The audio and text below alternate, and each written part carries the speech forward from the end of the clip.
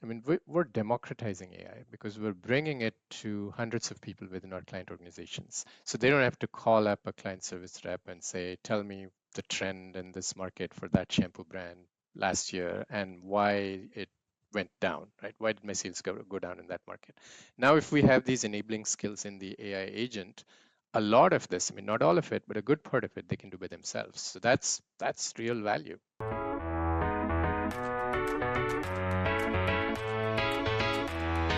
Hi, I'm Greg Stewart, CEO of MMA Global, the international nonprofit trade association for CMOs who are focused on architecting a new future of marketing.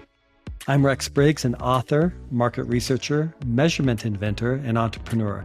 Yeah, and I've been obsessed with the type of work that we've been doing in marketing and research and measurement and consumer insights, and I'm really excited that we have Ashok Kalidas, who recently moved into a newly created role at Kantar.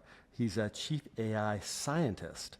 And Kantar's been leading the marketing data and analytics company for a big chunk of the Fortune 500 companies. I was actually one of the founding members of the companies that came back like 25 plus years ago.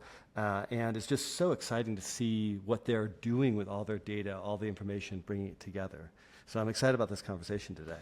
Yeah, me too. I mean, I think anytime we can sort of better understand consumers or customers, even in an obsessive sort of way is sort of interesting. And it's great. Listen, I hear, Rex, that the MMA, because you've been doing it with us, is these studies we've tried to do around personas and using those for research methodologies. We're working on the digital twin concept to see if we can bring that to fore. So anything that gives us good insight. But these are all kind of like experiments for marketers. I want to hear like somebody who's recrafting the entire. Kantar is business to recraft the entire industry agenda around research and insight. So, Ashok's the one to talk about that today. So, welcome to the show. Thank you very much, guys. Real pleasure to be here. I've heard a lot about you, Rex, and I've read good things about you, Greg. But this is the first time we're talking on this program. Really delighted to be here. Yeah, no, well, there's lies on the internet, so you want to be kind of careful about that. Hey, you know what might be good here? You want to, a lot of disinformation, as we know in politics. Hey, you know what would be good? Maybe we should have you. We don't normally have people. What's your background? Like, just give a quick one for the audience so they know who they're about to listen to. Yeah. And my title is unusual too, right? I mean, which companies have chief AI scientists in them? It's Rex, you're chief AI officer, which is a different sort of focus.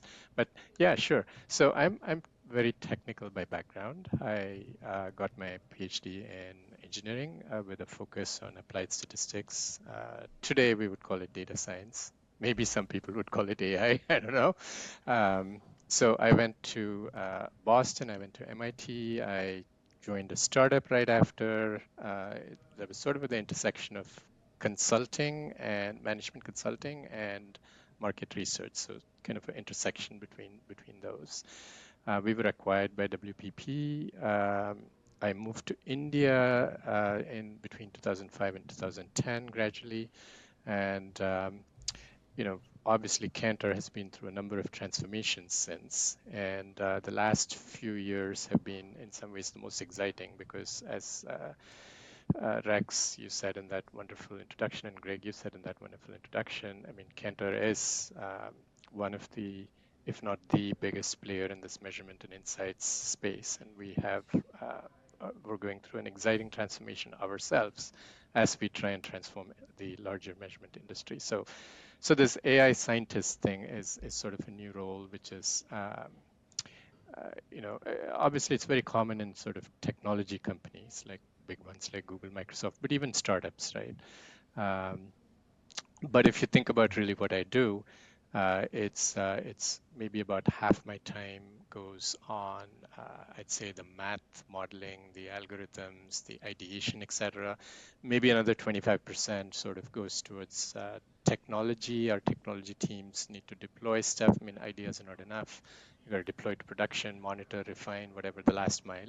And then maybe the last 25% is the business side of things. I mean, obviously, you're not building AI systems in a vacuum. You got to be joined at the hip with the business, right?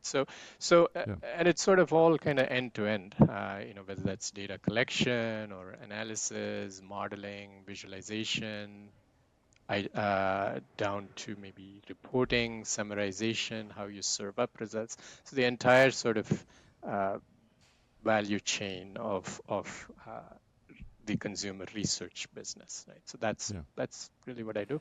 Yeah, and listen, just so people have some background to the thing too. Kantar's like 30,000 employees, operates 19 countries, probably has the, if not the vast majority, a near majority of sort of Fortune 500 countries, companies providing insights and so on. So what is your so you get in there, they make you chief AI scientist, right? So what was the agenda? And are you the lead for like adopting AI into the company? I'm assuming within Kantar, right? I've seen you quoted around a lot of the new products you released. I mean, what was the first thing you looked at? You said, "This is what we got to go after. Here's the places to go in order to sort of transform research and insights." Yeah, it's a very interesting question. It's kind of difficult because I sort of look at it as there are some foundational things we got to really do well. So what are foundational things? Foundational things are things like you got to be able to summarize text information, text data. You got to be able to maybe understand contents of images and videos. You got to be able to describe them in some way. You got to have some sort of a chatbot type functionality that can interact either with text or with pictures or with images or whatever. You got to have some skills around, and Rex, you mentioned this when we were chatting earlier, something around synthetic data generation, right? You got to play in that space. So there's some foundational skills that I think with AI are really critical. And then the other sort of lens to look at is, maybe the marketing ecosystem or value system, if you will. You start with some new ideas. There's some marketing measurement work that needs to go on there. Maybe some concept testing, maybe some segmentation, maybe some audience segmentation, etc. So AI plays a role there. And then you sort of have the beginnings of a new product. You want to build some creative around it. That's the next step. AI has some place there. You have to be able to generate creative copies. You got to be able to evaluate them. You got to be able to optimize and refine them, etc. All pre-market, right? And then you go to market. You got to attach media to it. You got to decide how to spend your money, channels, platforms, campaigns, which creative assets you put where, to whom, right? Fundamental questions. So the AI plays a role there. And then you've sort of done, it's a mature thing. You got to monitor it, track it. You got to understand how your brand is impacted over time. Uh, the customer journey, the customer experience, you got to track that. And then ultimately through that, you sort of feed back into maybe something new, right? So AI plays a role in every one of these sort of parts of this system.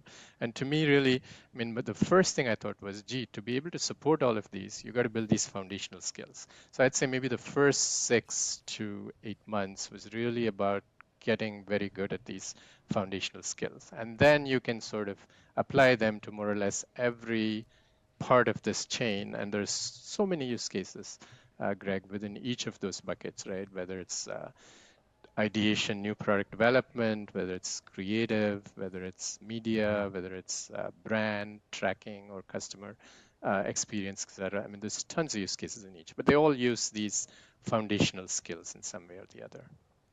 So when you think about those foundational skills and you think about how the organization is structured, how do you come across that organization? Is it matrixed and you have all the data, or is it a line where all the data scientists across all of Kantar ultimately report up to you and you can drive that transformation, that change to get people to learn these foundational skills? Because, if people are coming from machine learning and they've been doing logistic regression, they won't necessarily know about some of these foundational parts that you've just described here, right? Yeah, no, that's and you can imagine an organization of the size of Kantar, so many different countries and geographies. It's very challenging, right? So the we have centralized a good part of this sort of future-facing data science, I call it. We do have data science, AI capabilities in individual markets around the world, but a lot of the future stuff is within my organization, which is about maybe maybe about, depending on how you count, it's either 80 people or 500 people, but it's a pretty large number centrally.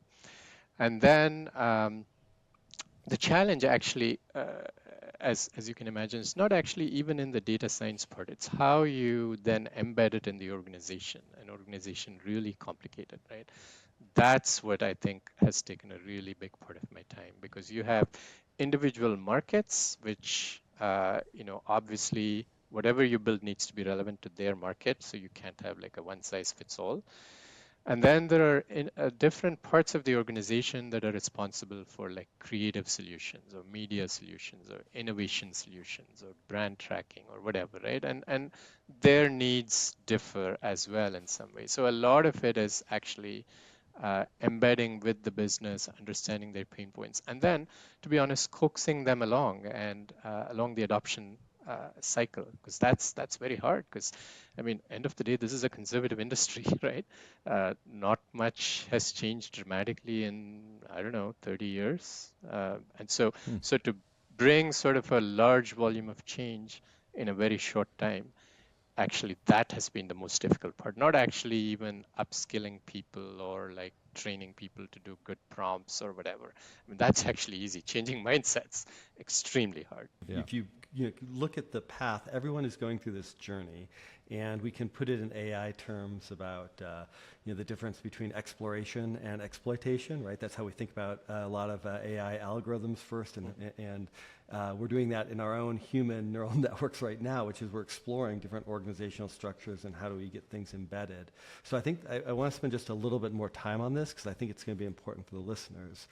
To play back what I heard you say is the first thing you began to do is you began to identify what are the core foundational primitives, if you will, the skill sets that people need to have across here. You talked about computer vision. I know you have some cool advances in tagging ads as you visually analyze them, and you've got these different skill sets around large language models or natural language processing and so forth.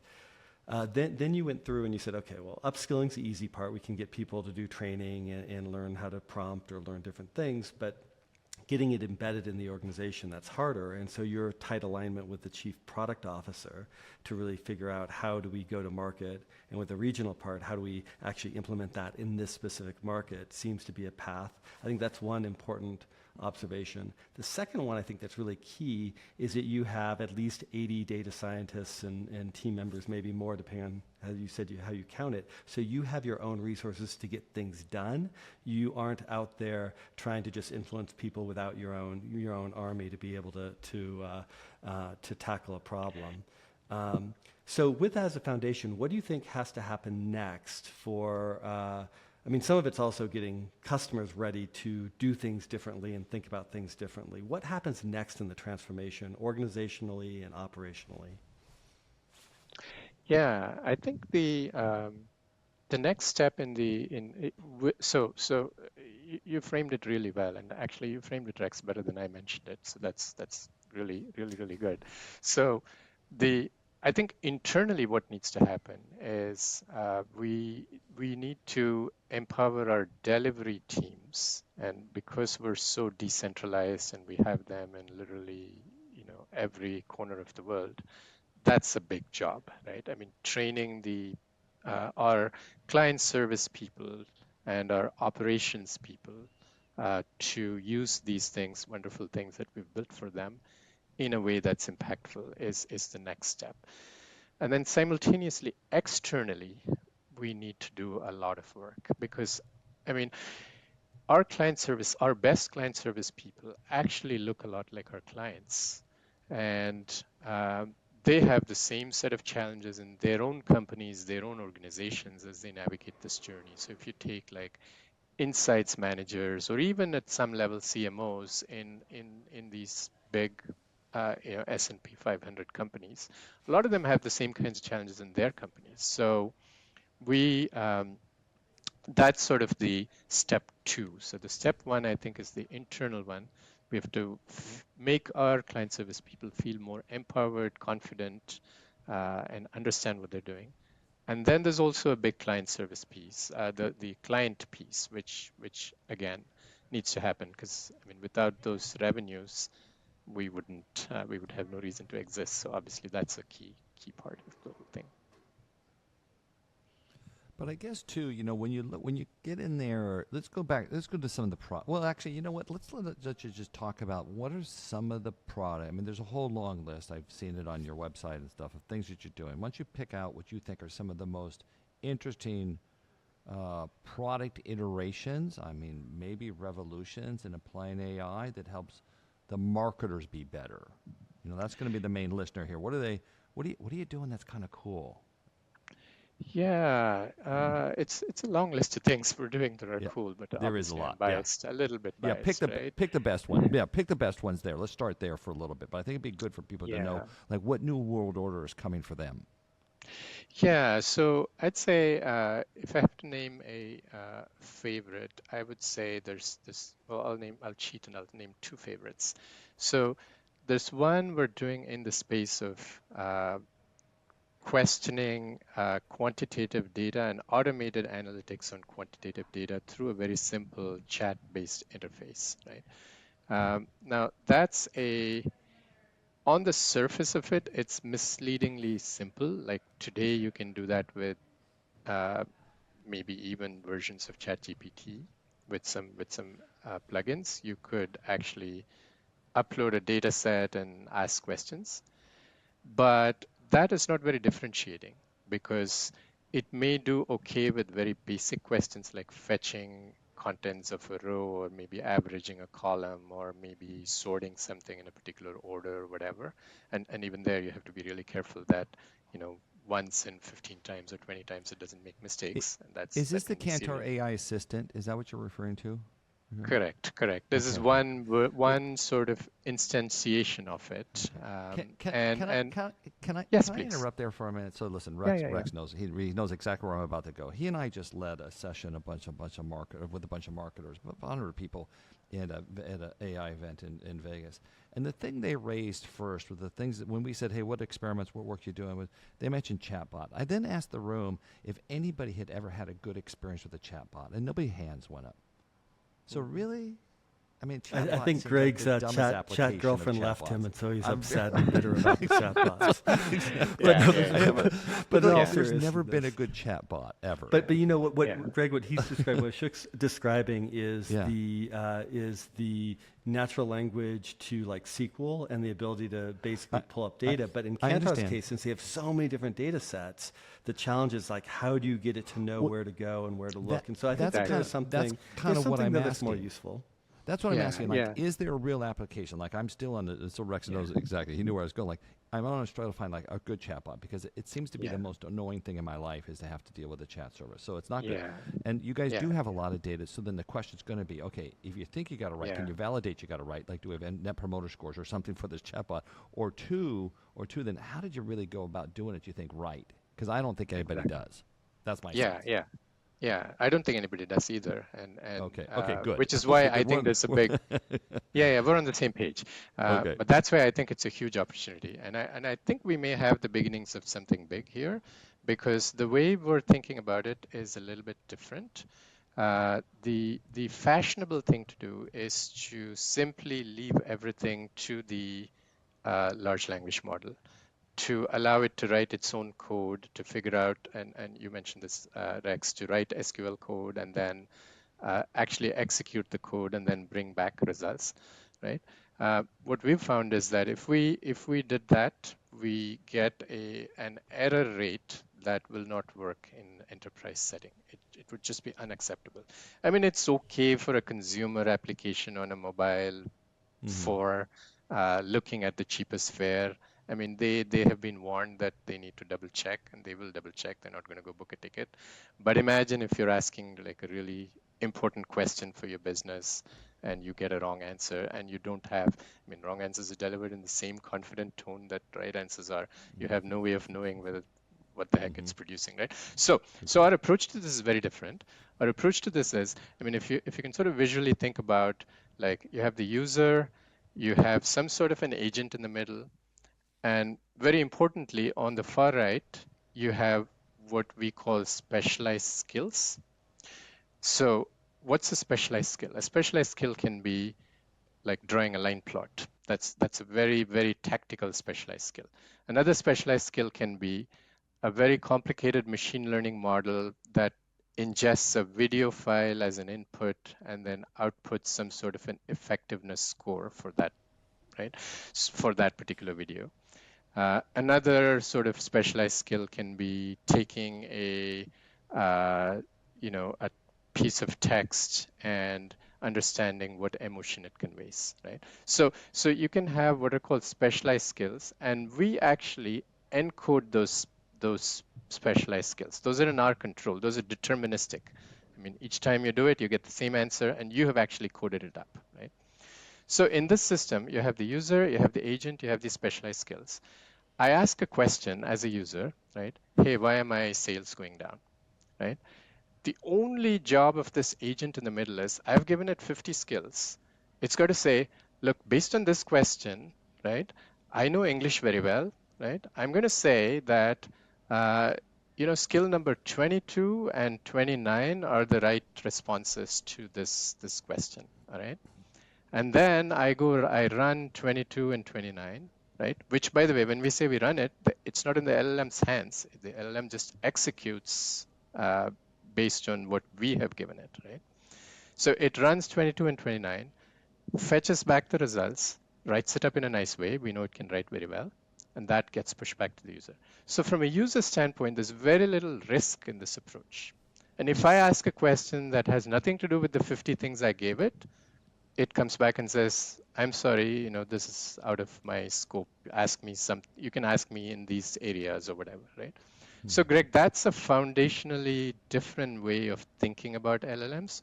We use it for its understanding of English or whatever other language, and some very limited amount of reasoning and planning, but not a whole lot, right? And we certainly don't rely on it to execute things the way we want it to. And in fact, if you think about it, this is what will differentiate companies, right? If you don't have that thing on the far right, everybody has the thing in the middle. Okay. I mean, Okay. nobody trains an LLM from scratch, right? Yeah. Okay. So Well, I that's get the that. philosophy. I get. Yeah. So I mean, a chatbot basically helps. Somebody who's trying to get instantaneous answers at 8 o'clock at night when nobody else is around. They can't get their sales team. So I can get that. What about some of the changes you made to some of the products or the insights that are developed for marketers? Like I'd love to know. Like, why are we getting better, faster?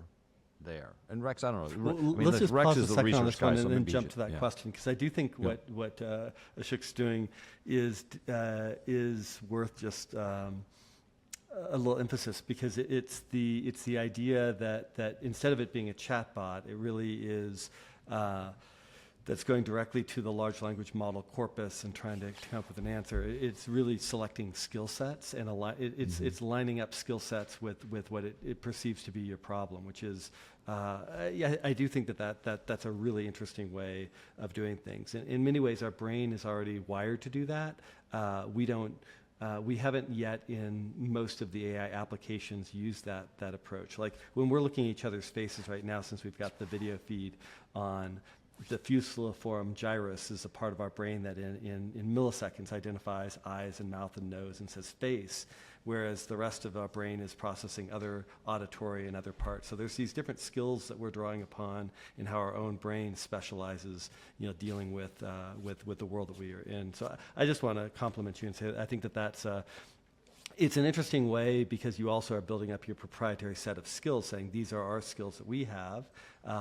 Nobody else has those skills. I mean, sure, they can write their own skill to figure out how to create a line plot and decide when to use it, but that work is proprietary and it's useful, and it reduces the challenges of hallucination and the chatbot just being, as Greg says, lousy and not very good, because now it's doing something different. So I think that's cool. And then going back to Greg's question, what else do you got that's cool? Yeah, what are you doing to transform research? How do I have better insights more quickly? I think is the idea here, right? Yeah, right. And so we're sort of, I like to say we're approaching things from two sides, because our business is very heterogeneous. Like on one side, you have these large programs we run for big companies that involve sort of, brand tracking.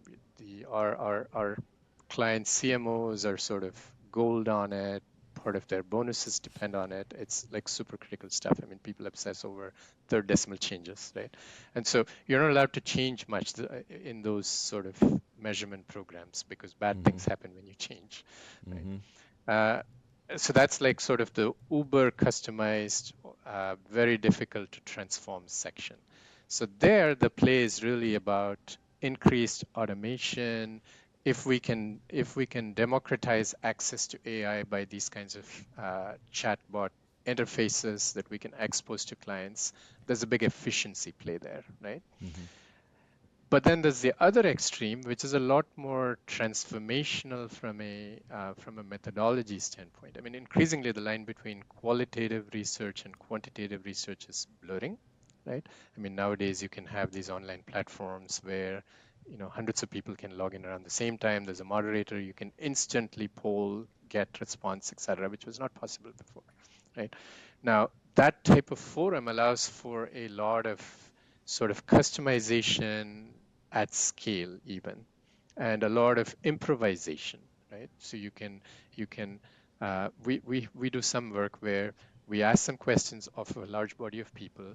We instantly analyze the results with AI, right? So you know that 45% of people say texture is most important for a particular whatever edible product, right?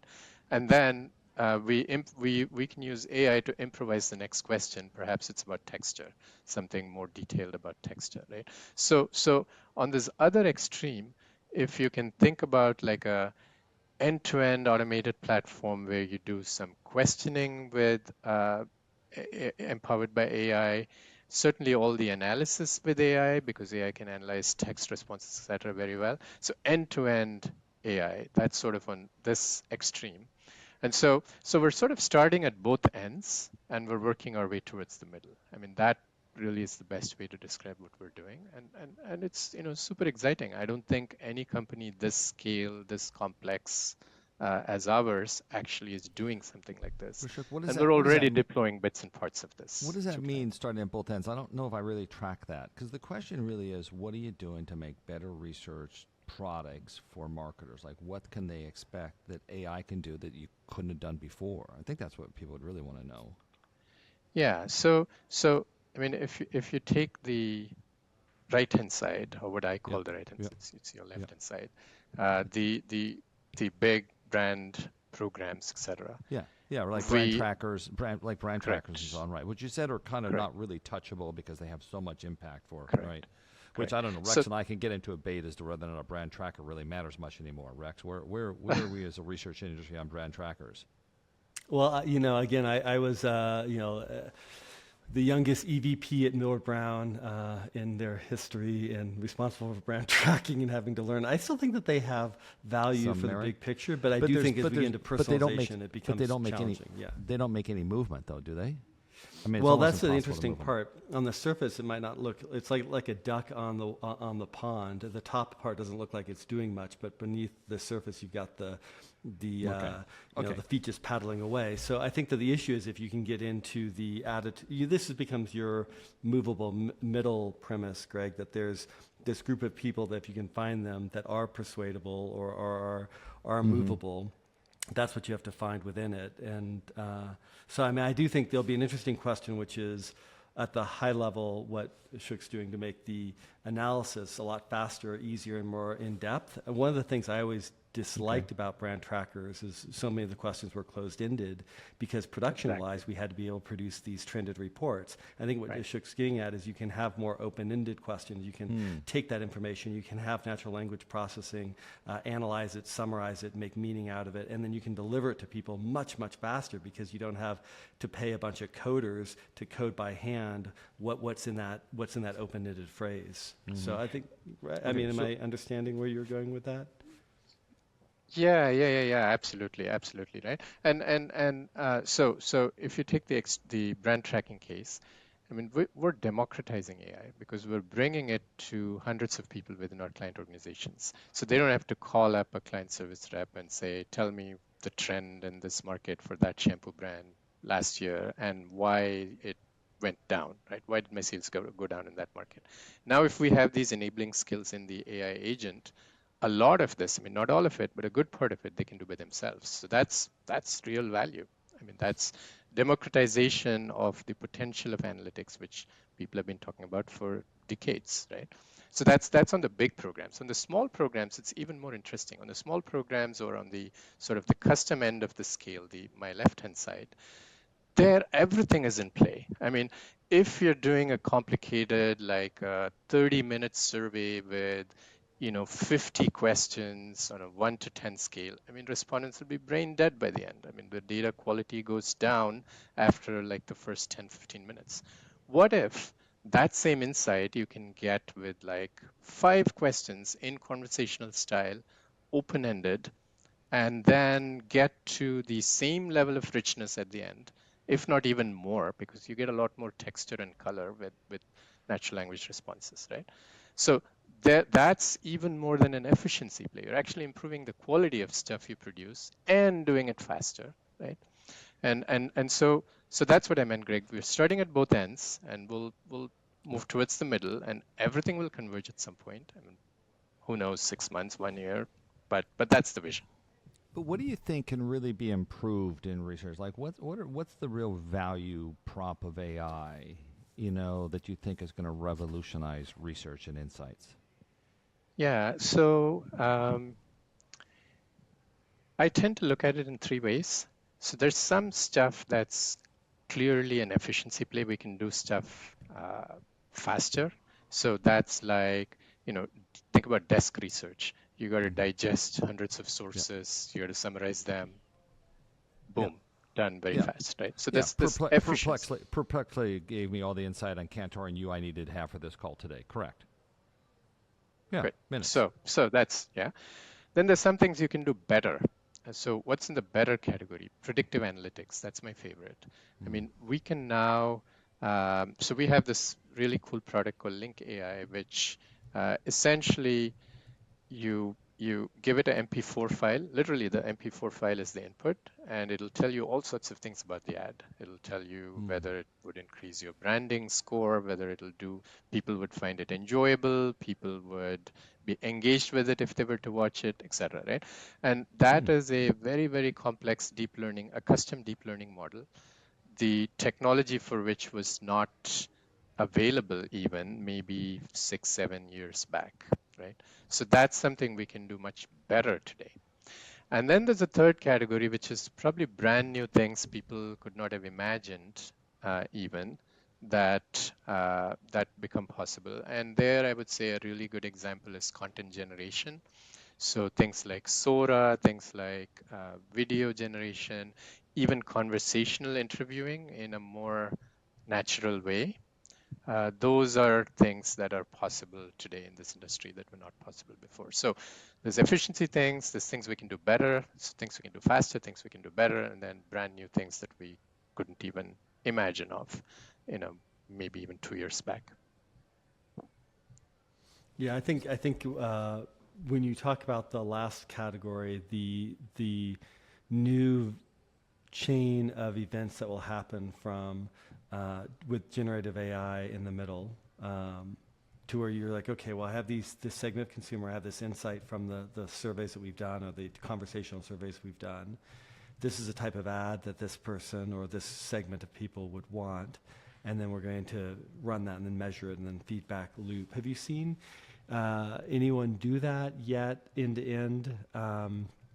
And tell us if so, and if not, how far do you think that that's before we begin to see that hit, say, 10% of the Fortune 500 marketers? Yeah. So that's in fact one of the big areas of emphasis for us, an end-to-end sort of creative and media system ideally, but at minimum a end-to-end creative system. We're actually piloting it with a couple of really big global clients as we speak. And the vision there is something like, what are the steps involved, right? So you start with an idea. The idea usually comes from somewhere else. Usually in our context as Kantar, it would come from a client. It may come on the basis of past market research work we've done or something competitors have done, whatever, some idea. So we got to do something around the Olympics. Maybe that's all. That's the idea. And then there's some sort of a refine the idea. You have to think about what the copy will actually have. I mean, you're not actually preparing videos at this point, but you're sort of laying out, like maybe writing out your idea in like 1 or 2 paragraphs, right? So we have an AI tool that actually now allows you to do that, allows you to test it, and these are custom trained tools, right? So we have hundreds of thousands of historical ads, and we know how they did, and that gives us that's our proprietary asset. That's really helpful. So early stage assessment. Then you go do some storyboarding, you build some assets, and then there's a more refined version that comes out. You test that. Then there's like an optimization refinement phase. We have a tool for that that can actually suggest things that need to be changed, right? And then you do some localization. So you have a final asset, maybe it's central. Now you got to localize it, customize it within different channels, like YouTube, you got to do something, Facebook, you got to do something, whatever. You got to customize it for different platforms. You have to have cut downs. Maybe you have static versions of it, right? So there's some localization. Maybe use the same thing in India as you did in France, but in France you got to have maybe French background, whatever, right? So there's some localization that happens. So that's all pre-market, right?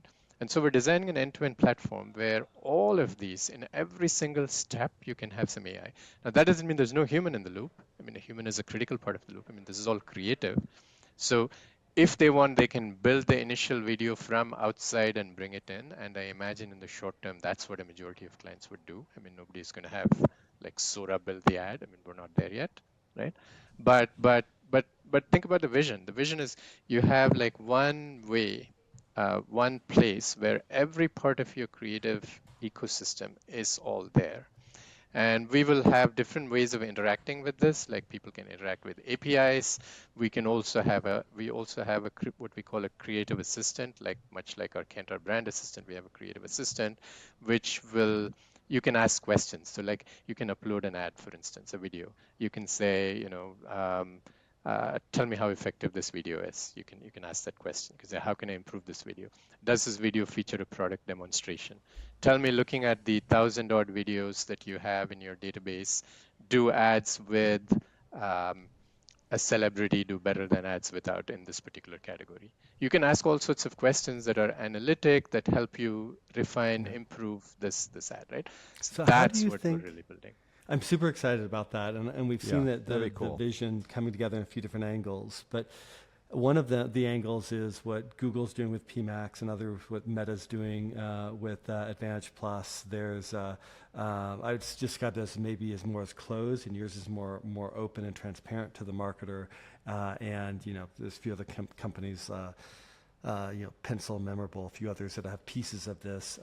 There's a great academic paper from a professor at Emory working with a few German professors that did this live in market with some ads for, I think it was for Volvo or Polestar.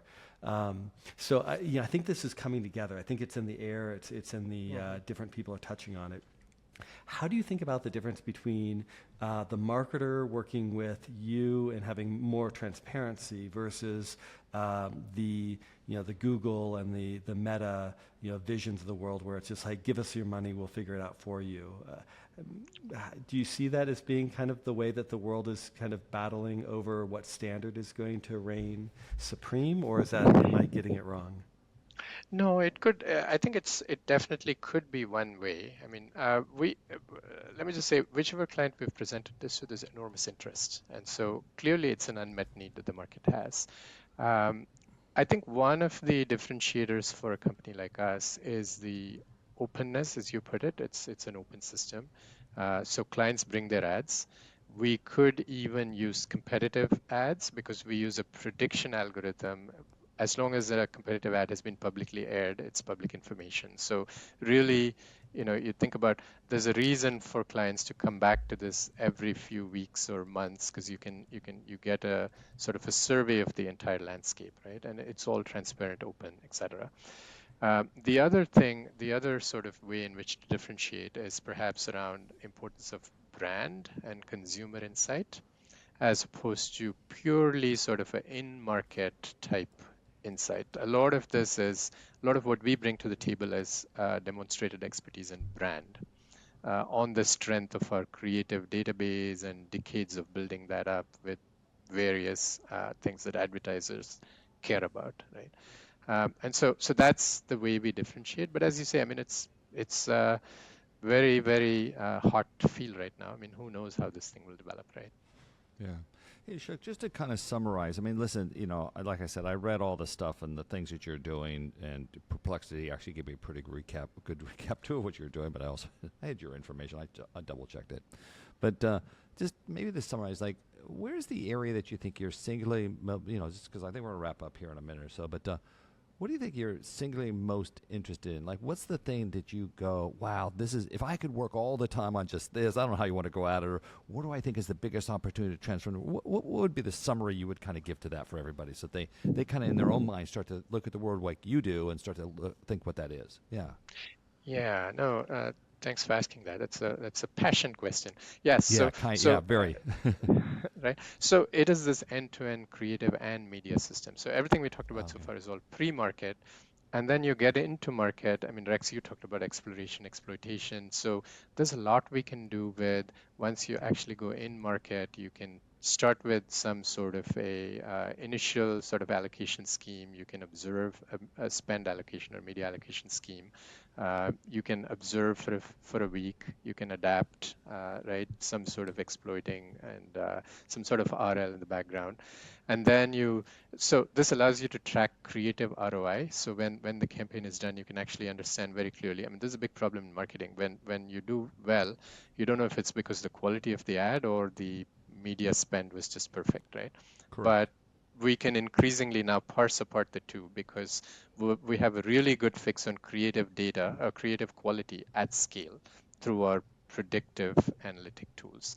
So that's sort of the next step. You can get to creative ROI, and then over time you can build up a large database where you can actually attribute some sort of creative ROI at an individual execution level. And what if you can bring that knowledge to bear right upstream when you're building the ad, right? If you can predict some sort of a ROI benefit downstream, you've sort of completed the whole circle, right? That's the passion we're working towards. I mean, we won't wait for it to be perfect. We'll start sort of launching parts of the system as they become ready.